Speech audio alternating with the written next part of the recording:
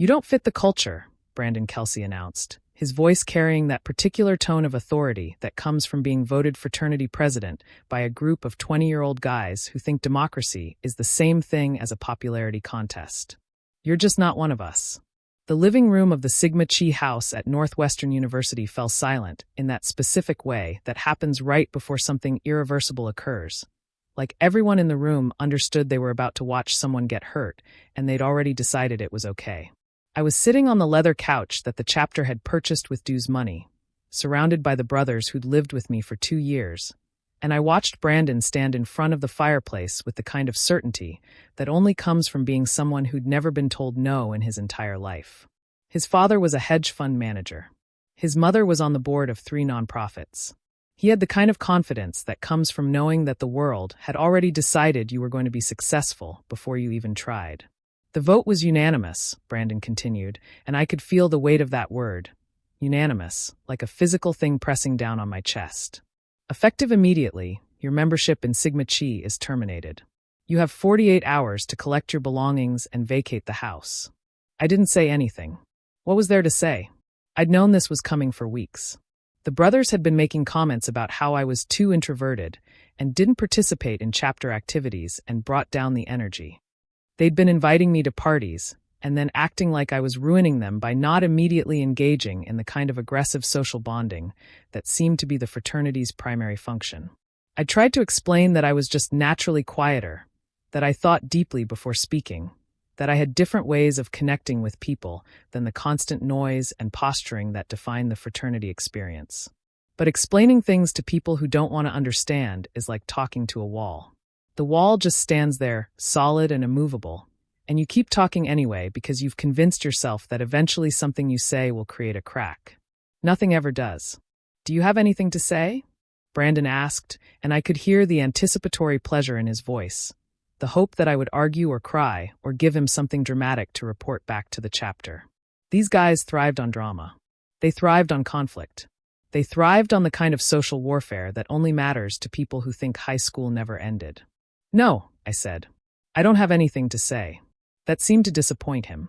He'd been expecting a reaction, and instead, I'd given him nothing.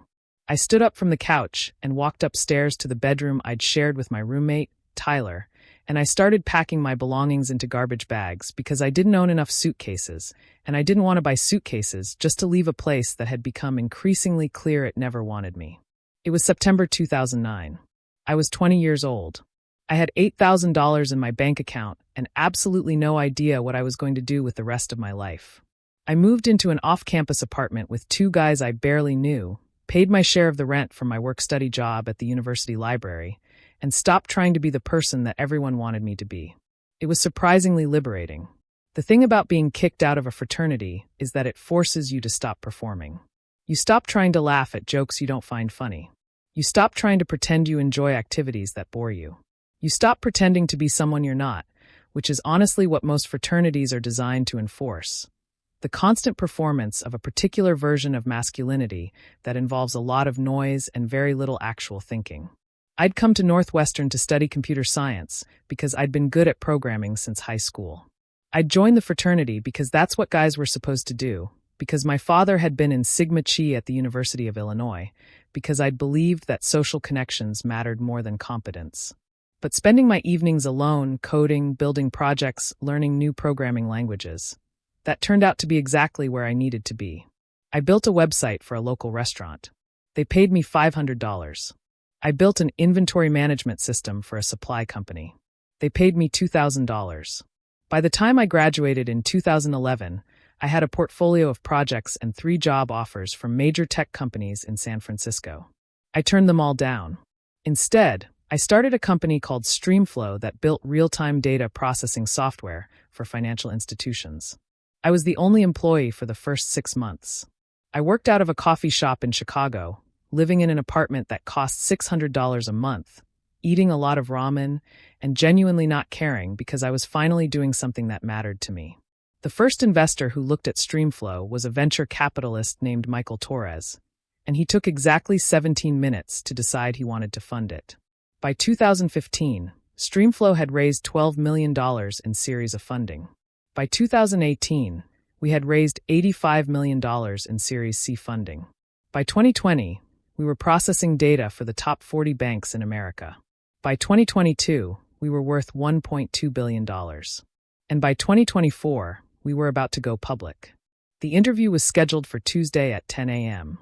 The candidate's name was Tyler Morrison, and his resume looked exactly like what I would have expected from someone who'd spent the last 15 years following the prescribed path. Northwestern degree, entry-level corporate job at a mid-size financial services firm, promotion to senior analyst, move to another firm, eventual middle management position. It was a resume that said I did everything right, and this is where it got me, which was to say, not very far. My head of HR, Angela Martinez, had flagged his resume because he'd worked for one of the banks that used StreamFlow's software. He knows our platform, she'd written in her email. And he's been with his current company for 8 years, which suggests loyalty. I almost didn't remember him. It took him walking into the conference room, seeing my face, and watching the color drain completely from his face for it all to come rushing back. Tyler Morrison, junior from Northwestern. One of the guys who'd voted unanimously to kick me out of the fraternity. I'd seen his name on the ballot sheet that the chapter had printed up, this official record of his vote to remove me from the organization he'd joined. "Oh my God," he said, and his hands actually started shaking. He looked like he might throw up. You're oh my God." "Hi, Tyler," I said, and I could have been cruel about it. I could have made him sweat. I could have dragged out the moment, let him understand the weight of what it felt like to be on the wrong side of history. But that's not who I'd become. I'd become someone who could afford to be kind. "I can't believe." Tyler started, then stopped. He sat down in the chair across from me, and I could see him processing what was happening, the incredible, impossible coincidence that the quiet computer science kid they'd voted out of the fraternity had somehow become the founder and CEO of a company worth $1.2 billion. "It's been a long time," I said. "Yeah," Tyler said, and his voice was barely above a whisper. "It has. I saw the news about the IPO. I was watching CNBC, and I saw your name, and I thought, there's no way. There's no way it's the same guy." "It's me," I said. "Oh my God," Tyler said again, and I could see him mentally doing the math, figuring out that I was now going to be worth something in the range of $3 to $4 billion once the IPO happened, which was considerably more than he would make in his entire lifetime. I could see him understanding that the hierarchy that had seemed so important in 2009, the one where he was part of the in-group and I was the guy who didn't fit the culture, had been completely inverted. "Why are you here?"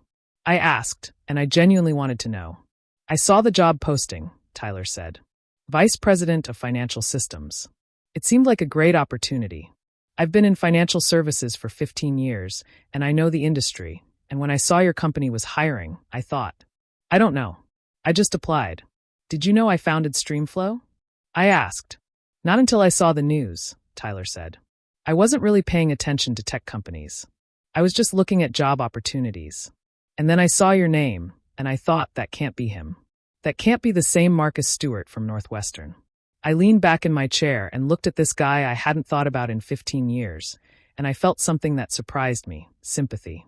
He'd made a choice in 2009, and that choice had felt important at the time, and now it didn't matter at all. None of it mattered. The fraternity didn't matter. The vote didn't matter.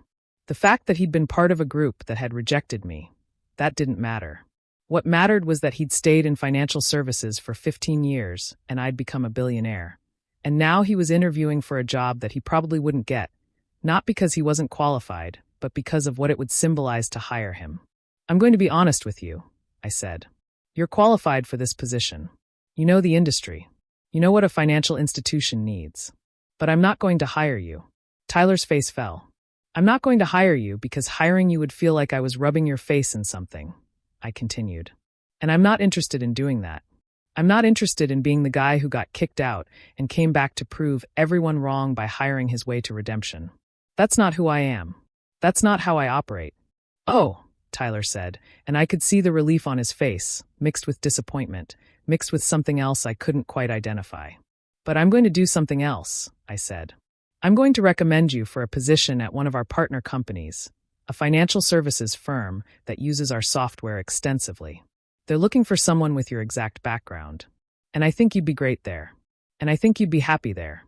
And nobody has to know about Northwestern or about 2009 or about any of this. Tyler looked at me like I'd just handed him a winning lottery ticket. Why would you do that? He asked.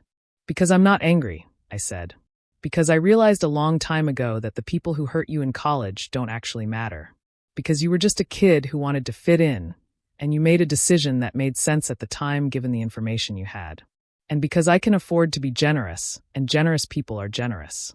Streamflow went public on October 15th, 2024, and the opening bell at the NYSE was the loudest noise I'd ever heard in my life. My share price opened at $185 and closed at $312 at the end of the first day of trading. By the end of the first week, the company was valued at $47 billion. My personal stake, which I'd maintained at 48% of the company, was worth $22.5 billion. I was quite suddenly and somewhat accidentally a billionaire. Actually, I was a 22 times billionaire, which felt like a distinction that didn't really matter but somehow did. The financial media did the typical thing where they tried to tell my origin story in a way that made sense to people who consumed business news. From fraternity rejection to tech billionaire was the headline in Forbes. How being kicked out made him billionaire was the angle that CNBC pursued.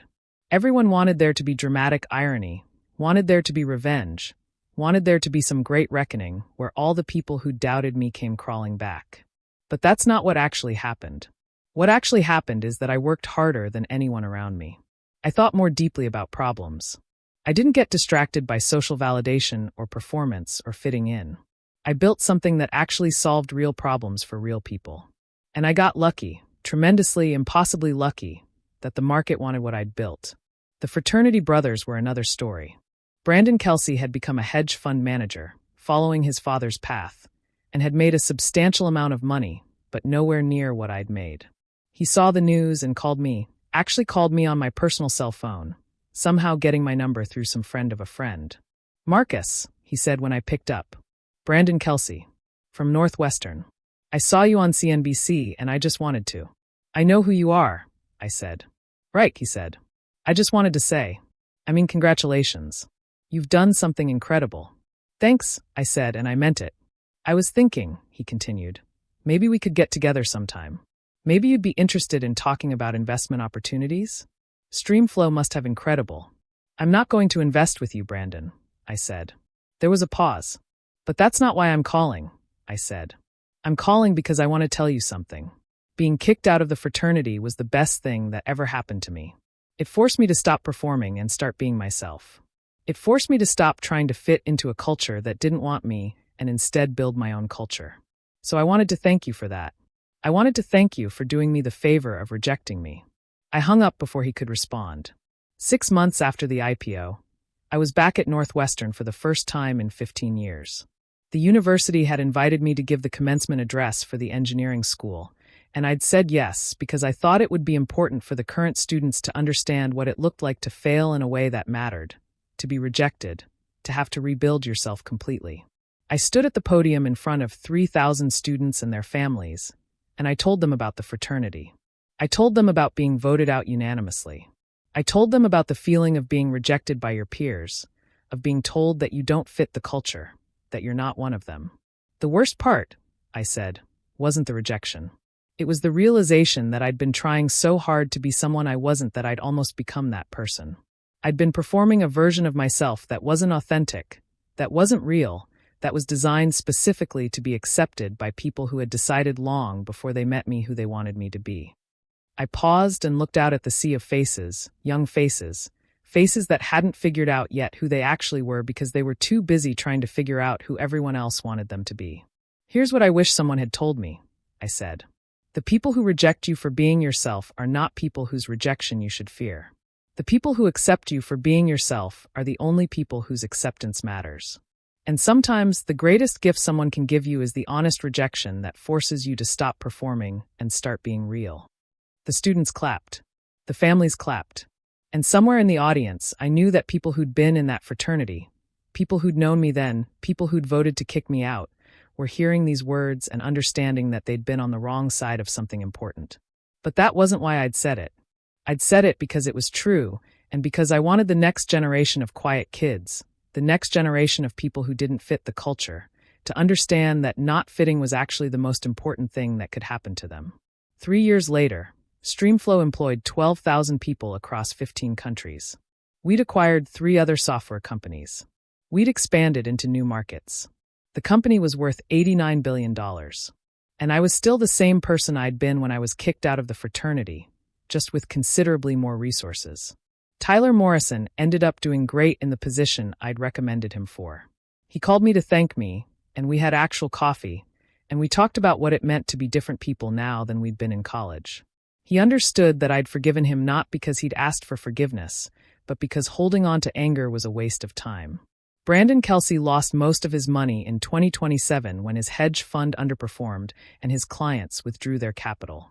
He called me again, asking if I'd invest or if I'd hire him.